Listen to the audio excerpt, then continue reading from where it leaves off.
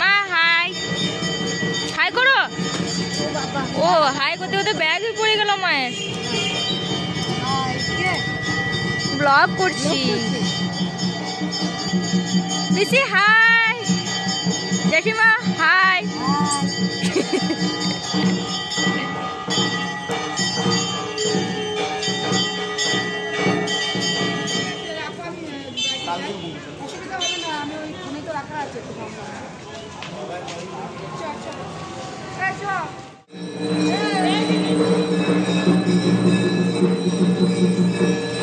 আমি